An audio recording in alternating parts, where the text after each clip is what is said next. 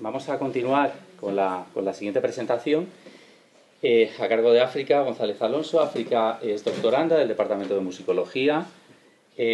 También forma parte del equipo del Laboratorio Sonoro del Departamento de Musicología con un contrato de investigación predoctoral. Es graduada en Musicología por esta universidad, máster en investigación por la UNIR, graduada en producción de audio por SAE Institute, con una formación sólida, como veis, tanto en la parte musical y musicológica como en la parte técnica y en la parte de la producción musical.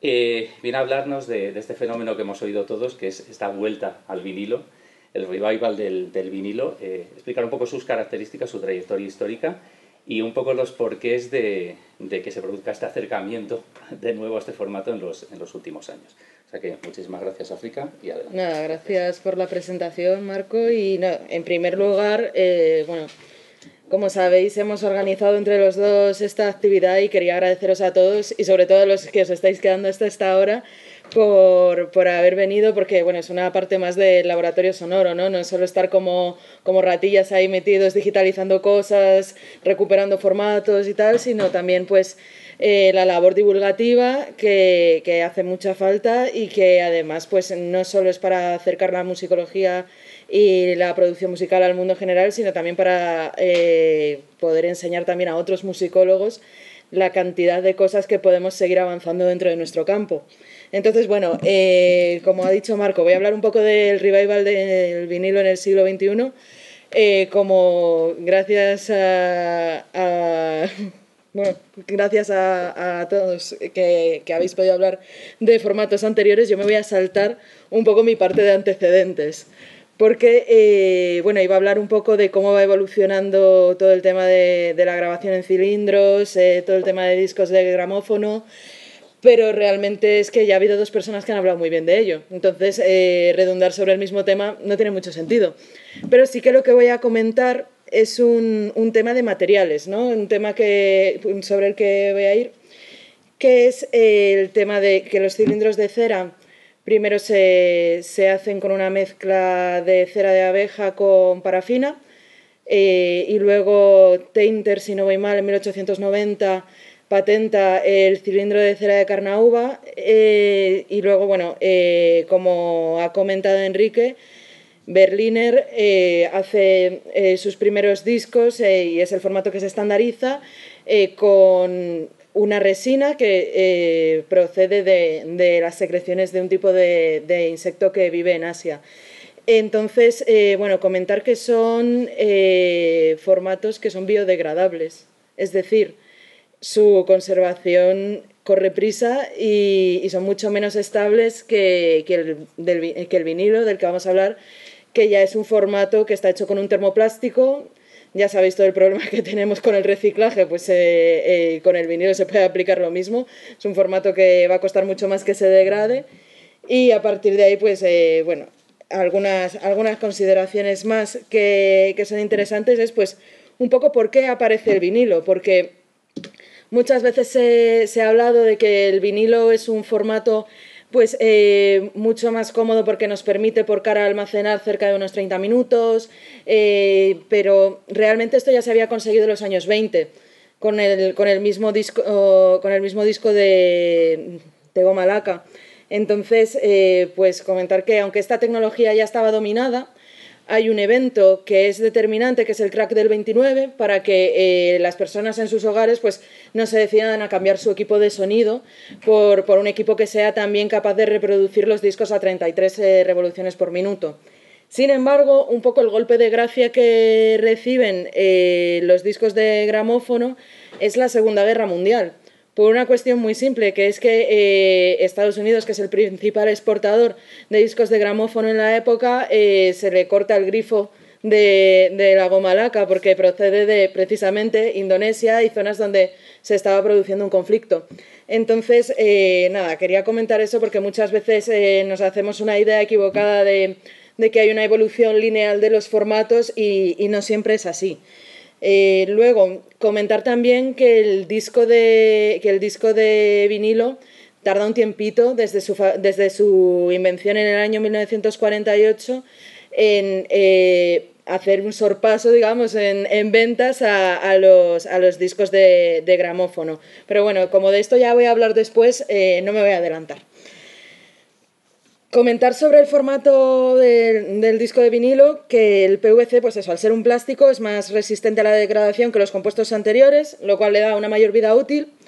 Luego permite una mayor precisión a la hora de trazar el surco en la superficie del disco, y esto, a su vez, permite que los surcos se puedan ir haciendo cada vez más pequeños, ¿no? Aparece el microsurco, que ya sabemos que existía la tecnología, pero se perfecciona durante estos años, llegándose a poder realizar más de 100 surcos por cada centímetro de superficie. Los principales discos de vinilo son de unas 12 pulgadas, unos 30 centímetros, entonces os podéis imaginar la cantidad de surcos que tiene cada superficie. Luego, es importante comentar que cambia la velocidad de reproducción sin por ello afectar a la calidad sonora a la hora del grabado.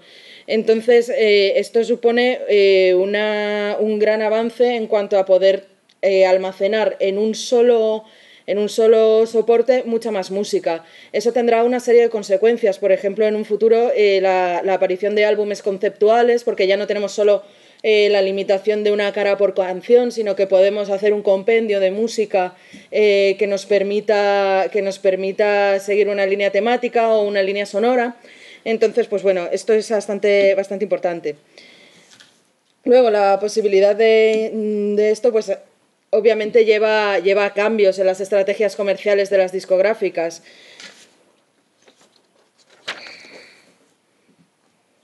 Por otro lado, comentar que las propiedades del material además permiten un prensado más fino. Esto a nivel comercial, que bueno, aquí realmente estamos por la música, pero también es interesante saber qué es lo que mueve estas industrias, que es al final el dinero. Pues se traduce en un ahorro considerable de materiales y, por otro lado, pues eso, abaratamiento de los costes de producción y de distribución, tanto a nivel interno como a nivel internacional. Y por último, comentar que el PVC, que esto ya es entrar un poco en cuestiones estéticas, se trata de un material transparente y que, bueno, luego se mezclaba con otros compuestos para aumentar su resistencia, pero que esto ha permitido también una evolución estética del formato, ¿no? Nosotros estamos acostumbrados al disco de pizarra negro, al vinilo negro, pero al principio las diferentes casas discográficas sacaron un montón de discos de vinilo de diferentes colores para diferenciar las series, dependiendo pues si era clásica, si era música cantada, si era música instrumental, ¿no? Pues sacaron diferentes códigos de color, que eso es interesante, y luego en la actualidad pues se utiliza un montón, ¿no? Porque el vinilo ya no es solo un objeto para la escucha, sino también un objeto para el propio deleite del fan. Luego, comentar súper rápido que hubo una serie de formatos distintos, de distintas características y duraciones. El que conocemos todos, ¿no? El modelo más paradigmático es el LP o long play, que dura pues unos 30 minutos, como ya he comentado. Se reproducía a 33 1/3 revoluciones por minuto y tenía un tamaño de unas 12 pulgadas. Luego, otro formato que probablemente a la gente de mi generación le suene menos, ¿vale? Pero muchos los habréis tenido en casa. Me he traído unos cuantos, no sabía cuál elegir. Es el single, ¿no? Este disco que medía unas 7 pulgadas, se reproducía a 45 revoluciones por minuto y luego aparte, bueno, duraba más o menos unos 3 a 5 minutos por cara, de forma que se utilizaba como estrategia comercial pues para mostrar un trabajo concreto de un artista, por ejemplo, una canción que hubiese sido de gran éxito comercial. Un single evidentemente era mucho más barato que un disco de vinilo. Luego, como curiosidad, como veis tiene la boca bastante más grande. Esto atiende a dos funciones. Por un lado, ahorrar material, las cosas son así. Y luego, por otro lado, a que cupiesen en las jukebox o gramolas, que en esa época pues también era algo bastante común, ¿no? Ir a un restaurante o a un bar y que hubiese una máquina con un montón de singles que tú reproducías a placer, no ibas a poner un disco entero. Luego, junto con estos dos formatos, que además antes lo ha comentado Javier, ¿no? Que ha hablado de los discos de 16 revoluciones por minuto, tenemos pues estos discos que no estaban orientados a la grabación musical, sino más a la grabación de discurso hablado, porque no necesitaban el mismo nivel de calidad sonora para discurso hablado, que al final la voz está en unos rangos de frecuencia mucho más estrechos que el espectro general que utiliza la música. Y bueno, fueron discos que se dejaron de comercializar en los años 60. Tenían una duración muchísimo más larga que el LP, precisamente porque giraba muchísimo más lento y contenía mucha más cantidad de información. Pero bueno, ya os comento, no tuvo mucho éxito, se dejó de comercializar en los 60 y en los 70 ya no había prácticamente ningún tocadiscos que se hubiese comercializado que tuviese estas características. Una excepción, por ejemplo, es uno que hemos recuperado de la fonoteca histórica, que sí que tiene para lectura de todos los formatos, pero yo entiendo que a lo mejor se compró precisamente con esa intención. Luego, por otro lado, encontramos formatos también un poco más raros, como el EP Maxi Single, que tenía el tamaño de un LP, pero se reproducía a las mismas revoluciones por minuto que un single, formatos intermedios, como comento, duraba unos 15 minutos y servía pues a lo mejor para hacer pues lo que llamamos ahora una maqueta o un EP, ¿no? De 3-4 canciones como mucho por cara. Y bueno, pues era otra de las opciones, tampoco tuvo demasiado éxito. Y luego he encontrado un formato un poco más raro, que es el EP7 o Extended Play, que duraba pues eso, como mucho 5 minutos, porque tenía el tamaño del single, pero se reproducía a 33 revoluciones por minuto. Entonces, pues iba un poco más lento, daba un poco más margen, pero tampoco he encontrado realmente mucha información. Yo tengo la teoría de que algunos de los que tengo por aquí, que son discos publicitarios, sí que son ese formato, pero bueno, lo tendré que comprobar algún día. Para hoy no he podido. En cuanto a la fabricación, vamos a comentar un poco en líneas generales, por no ponernos muy técnicos, cuáles eran los procesos de impresión de un disco de vinilo desde que el ingeniero de mastering realiza un máster, que es básicamente una adecuación de la mezcla musical a los estándares necesarios para la impresión en un vinilo, sobre todo para constreñirse, digamos, al rango dinámico que tenían los vinilos y que luego no se produjesen saltos en la grabación del máster físico. Y una vez esto lo hace el ingeniero de máster, pues se procede a la fabricación del máster físico, lo que se llama realizar una transferencia a un disco patrón. Este tipo de discos no son de PVC, son de materiales mucho más duros, más resistentes y bueno, suelen ser una lámina de aluminio o de cobre pulido recubiertos por una capa de acetato, que bueno, realmente el nombre técnico es acetato de nitrocelulosa. Y básicamente pues eso, tienen una mayor resistencia porque después vamos a realizar una serie de procesos químicos que es importante que no lo degraden para que tenga el disco la calidad que necesitamos.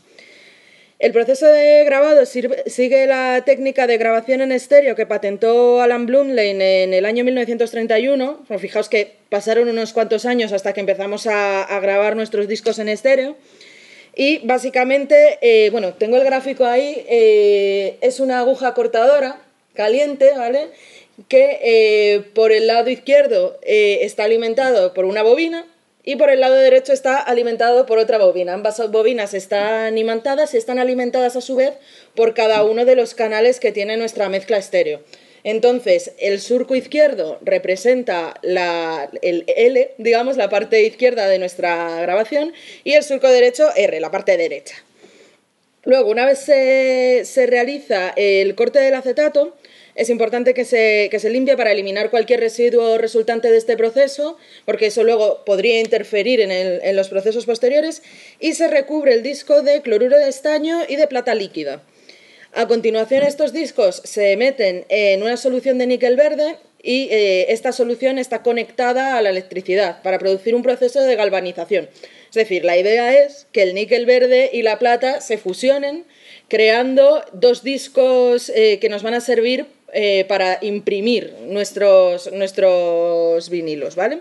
Entonces, estos discos, uno por cada cara, es un negativo, ¿no? Como los negativos fotográficos, y entonces ya los colocamos en una prensa y a partir de ahí pues el proceso es bastante sencillo. Las prensas de vinilos básicamente ya eran automáticas. Lo que solía hacer es que se calentaba una pastilla de PVC sobre ella y luego se prensaba y quedaban así los surcos sobre el material y bueno, ya la forma del disco. Y ya tras el enfriado del material, que es una cosa bastante importante y en la que normalmente nunca incidimos, es el control de calidad que se realizaba. Yo he encontrado diferentes controles de calidad, pero he llegado a ver incluso que hay fábricas que utilizan el microscopio para ver que el surco se ha hecho correctamente. Entonces es una cosa que se han tomado muy en serio, pero aún así pues hay veces que hay fallos. Yo muchas veces he leído en reseñas de discos que tengo, no, la impresión es malísima, tiene mogollón de fallos, tal. No sé por qué me meto en reseñas sobre discos de vinilo, son cosas que pasan. Pero bueno, el proceso de control de calidad es vital y luego ya una vez hecho esto ya se pegan las galletas, se empaqueta y ya preparado para distribución. Luego, entrando en cuestiones de la vida que tuvo este formato, comentar que pese a que los primeros vinilos se sacaron en el año 1948, no desbancan al disco de pizarra hasta el año 1959, debido probablemente a precisamente ese cambio que tienen que realizar de equipos de sonido en los hogares, en un momento además que fue pues, la posguerra de la Segunda Guerra Mundial. Entonces, pues bueno, tuvo un tiempo de adaptación. De hecho, se seguían imprimiendo discos de pizarra a la vez que se estaban imprimiendo ya discos de vinilo porque estaban coexistiendo los dos formatos.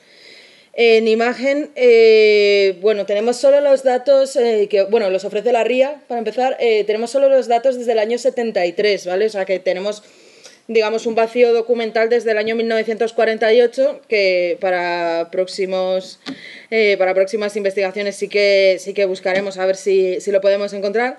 Pero básicamente lo que podemos ver es que el vinilo es el formato más vendido hasta 1984 y luego en azul más clarito, que está en la imagen de la derecha, podemos ver que hacia 1984 lo que desbanca el vinilo es el casete del que ha hablado Alberto.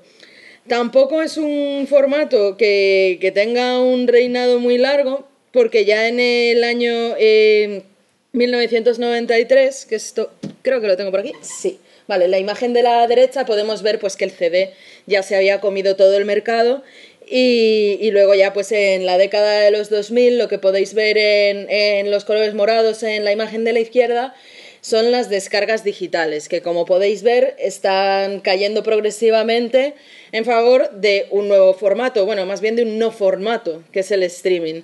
Esto, bueno, en la vida es breve, supongo, pero nos hace ver que ningún soporte es eterno. Pero sí que me gustaría que le echaseis un vistazo a la imagen de la izquierda, porque vuelven a aparecer los vinilos en los últimos años y es un poco de lo que venimos a hablar. Porque desde el pico mínimo, que bueno, realmente hay discordia entre los datos de RIA y los datos de IFPI, hay una diferencia de cuál es el pico mínimo de ventas de formatos físicos. Según RIA es 2013, según IFPI hasta 2020 siguen cayendo en picado las ventas de formatos físicos, pero podemos ver una recuperación en los años 2021 y 2022. Y lo que es muy importante comentar es que a partir del año 2022 el vinilo vuelve a desbancar al CD como formato principal físico de venta. Entonces, bueno, estos son datos que son a nivel internacional. A mí me gustaría también extrapolarlo al caso español porque también es curioso.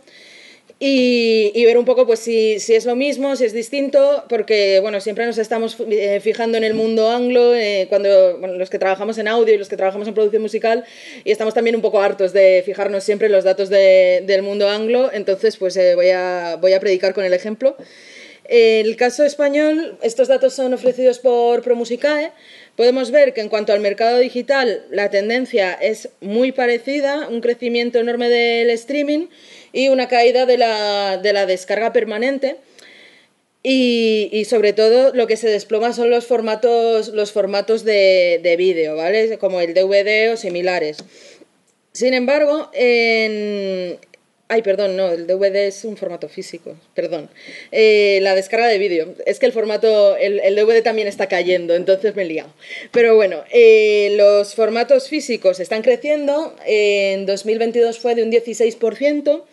Y cabe destacar que sobre los datos de 2021, en España el vinilo ya había sobrepasado en crecimiento al CD, de un 38%, que es la crecida del vinilo en el año 2021, a un 5,5% del CD. Como ambos datos están en distintas magnitudes, habría que mirarlo con mucha calma, pero lo que parece indicar es que la reactivación de las ventas de formatos físicos en España empezó como poco un año antes. Entonces, pues bueno, es una cosa curiosa que aún no tengo una lectura definitiva sobre el tema, pero bueno, es interesante comentarlo.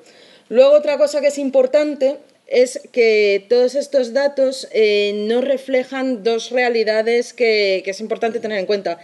Por un lado, no tienen en cuenta el mercado de segunda mano, y el mercado de segunda mano, en el caso del vinilo, es importantísimo porque digamos, lo que consideramos obras más canónicas, el rock de los 70 y cosas así, muchas veces la gente no las quiere comprar de primera mano, porque en muchos casos son remasterizaciones, no siempre todas las remasterizaciones gustan, entonces hay una busca y captura de determinados discos que hace que, bueno, haya una burbuja curiosa. Lo podéis ver en Wallapop, lo podéis ver en Todo Colección, pero si no se tienen en cuenta los datos de segunda mano, nos estamos perdiendo una parte bastante importante de la imagen. Luego, por otro lado, ninguno de estos informes facilita datos de segmentación. La segmentación a nivel de ventas, a nivel de marketing, es fundamental porque nos permite saber si un producto pues se vende más dependiendo de las audiencias, dependiendo también, por ejemplo, del género, de la ubicación geográfica.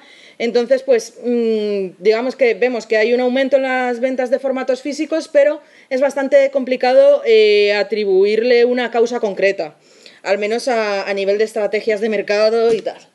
Entonces, bueno, yo he intentado acercarme un poco más, ¿no? y mirar con los datos de ProMusicae cuál ha sido el top 10 de ventas del año 2021, que lo tenéis en la imagen de la izquierda del todo, y buscar en qué formatos ha publicado cada uno. Yo creo que eso también nos podría, bueno, creía que eso nos podía dar una imagen un poco más detallada, pero al final ha acabado siendo incluso más confuso, ¿vale? Porque encontramos, pues, por ejemplo, artistas como Dua Lipa o como Alejandro Sanz, que publican en todos los formatos habidos y por haber, y de hecho tienen ediciones especiales en diferentes colores, todo lo que queráis lo tienen. Sin embargo, pues digamos que tienen una cuota de mercado bastante distinta. Luego, gente que también está orientada quizá a un mercado más joven, que no ha utilizado el vinilo en su infancia o que ha vivido ya directamente en la era del streaming, puede ser Zetangana, ¿no? Que también publica en vinilo. Luego, igual con Bad Bunny, con Olivia Rodrigo. El caso de Olivia Rodrigo además es especialmente curioso porque el público de Olivia es puramente adolescente. Entonces es curioso que también estén publicando en vinilo porque realmente puede que su cuota de mercado no sea esa, precisamente. Y luego tenemos artistas que publican pues un poco conociendo más a su segmento de mercado, como puede ser Fito y los Fitipaldis, ¿no?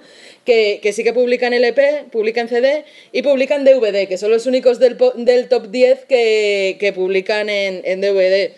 Precisamente, pues el público de Fito con los años va creciendo y muchos probablemente no sean ya nativos digitales. A lo mejor les resulta mucho más cómodo tener el DVD de un concierto o de un disco en concreto y disfrutarlo en su casa con su equipo que ponerse a buscar en YouTube el álbum completo y ver los videoclips si se hacen o los vídeos de los directos. Y luego, cosas curiosas, ¿no? Por ejemplo, el caso de Camilo, que publica solo en CD y en descarga, que puede ser quizá por No tengo datos de Latinoamérica de venta de vinilos, no sé cómo ha entrado en el mercado latinoamericano, pero el segmento de mercado de Camilo es un segmento más orientado a la TAM, y luego en España ha entrado en los últimos años, pero su público principal es Latinoamérica. Y luego tenemos también a Aitana, que sí que se adecua más teniendo solo CD y descarga. Y luego hay un caso que es bastante raro, porque además es la única persona que está 2 veces en la misma lista, que es Raúl Alejandro, que tiene un disco en CD y descarga digital y el siguiente simplemente en descarga digital. Lo cual pues nos puede generar un poco de distorsión en la imagen, un poco de disonancia cognitiva, ¿no? Porque él es un artista que tiene mercado tanto en Latinoamérica, tanto en España, en Estados Unidos. Entonces ya nos descuadra un poco la ecuación, ¿no? No podemos decir si tiene que ver con una estrategia de adecuación al target, porque está claro que es todo muy heterogéneo. Tampoco podemos hablar pues, ni de segmentación de edades, ni de localización geográfica. Es decir, es todo un lío. Entonces, bueno, pero los musicólogos tenemos más herramientas, ¿no? Para buscar las causas de las cosas. Entonces, bueno, yo he intentado resumirlo y voy a intentar, vamos a ver cómo voy de hora. Voy fatal, pero bueno, voy a comentarlo muy rápido. Son 3 caras, yo creo que puedo. Pero bueno, en primer lugar, podemos explicar una de las causas del revival del disco de vinilo en el componente nostálgico que genera. Desde las ciencias del comportamiento se ha estudiado que los departamentos de marketing desde finales de los años 80 han utilizado la nostalgia como reclamo publicitario. Los investigadores de este área han descubierto que las personas se sienten más unidas a la música que sonaba en su adolescencia y primera juventud. Hay estudios con pruebas de laboratorio, ¿vale? Todo esto es puro laboratorio, lo que os voy a contar.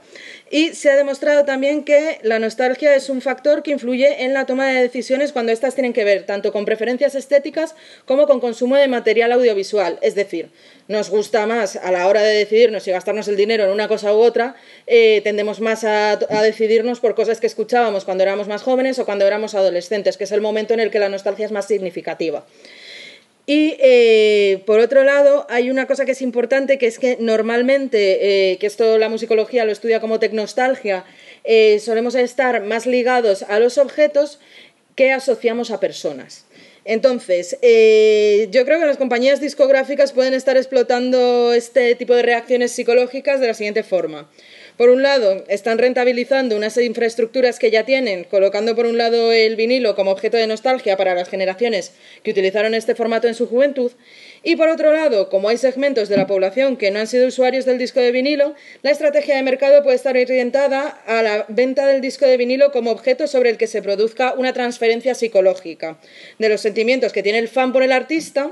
Y de esa forma el vinilo es un potenciador de este fenómeno psicológico de transferencia, ¿no? De si yo tengo el vinilo, estoy mucho más cerca del artista al que venero, ¿no? Aunque eso pues realmente al artista le dé bastante igual mientras pagues. Entonces, en comparación con el streaming, ¿no? Que supone solo un servicio de escucha, tú tienes un objeto tangible que te permite pues eso, tener una activación de una serie de sentimientos que de otra forma pues no es tan sencillo. Y la pregunta sería, ¿y por qué utilizamos el vinilo y no sacamos un formato nuevo? Que también se han sacado formatos nuevos, pero son muy minoritarios. Pues básicamente porque como es un formato existente, en el caso de que no funcione, no vamos a pérdidas.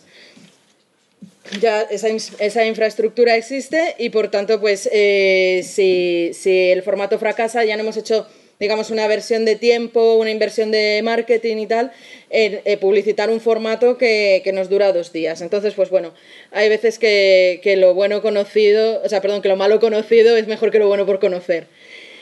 Y luego, comentar también que otra de las razones que pueden tener que ver con el revival tiene que ver con las ideas que asociamos a la música y los significados que atribuimos a los objetos que empleamos para su reproducción. El tocadiscos puede asociarse también como la parte central de un sistema de sonido de alta calidad y, por tanto, le vamos a asociar una serie de ideas. Por ejemplo, que la escucha musical se convierta en una experiencia trascendente en la que el oyente se proyecta por medio del uso del disco de vinilo en la figura del melómano, seleccionando un repertorio que a su juicio considera mejor en términos de calidad musical, sea esto lo que sea, ¿vale? Esto ya lo decía Adorno en el año 1927, yo no me he inventado nada, pero la cuestión es que me está dando la razón el tiempo y no me está gustando nada. Pero bueno.